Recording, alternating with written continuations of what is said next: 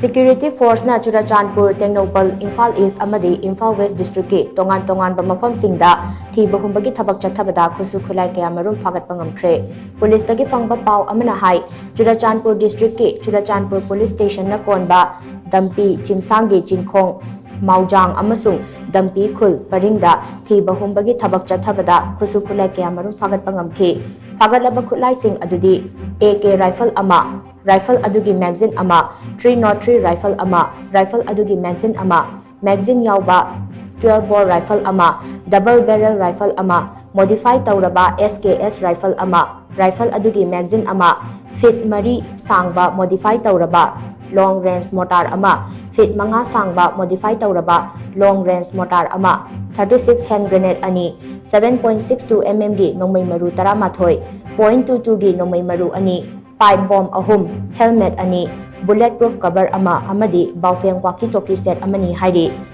amaromda Imphal West District ki Wangoi Police Station na konba Samusang Santipur maning lekai da leiba ngagi farm da saba logtang sang amadagi khutsu Khutlai Kayamarum Phagatpa ngamkhe Khutlai sing adudi magazine yauba SLR nomai ama DBBL gun ama detonator yaudaba 36 hand grenade ani grand smoke hand grenade ahum tube launching mari baufeng set ani smoke grenade ama head gear ahum amadi LMG nongmegi magazine ani ni hairi nakal amaromda Imphal East District ki Yangang Pokpi Police Station na konba Saijang Laichingda Security Force na thiba humbagi thabak chathabada khutsu Khutlai Kayamarum Phagatpa ngamkhe Khutlai sing adudi .22 rifle ama DBBL rifle ama 51 mm mortar mari 9 mm pistol ama pistol adugi extra magazine ama 36 hand grenade nipan IED ani stun grenade manga tear smoke grenade tara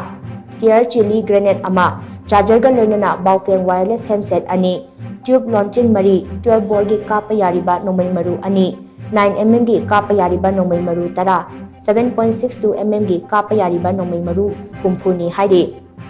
Tengnoupal District ki More Police Station na konba Lokchau dasu Security Force na thiba humbagi thabak chathabada khutsu Khutlai Kayamarum Phagatpa ngamkhe Phagalaba Khutlai sing adudi magazine yauba country made 9mm pistol ama long range improvised mortar ani kg 12 rom lumba IED taru hand grenade manga 9mm gi kapa yariba nomai maru ani AK rifle gi kapa yariba nomai maru mari SLR nomai ki kapa yariba maru ahum long range improvised mortar round mapan AK rifle gi kapthokhraba nomai maru tokning mapan amadi Motorola radio set anini hainasu police ki pau asina makhatari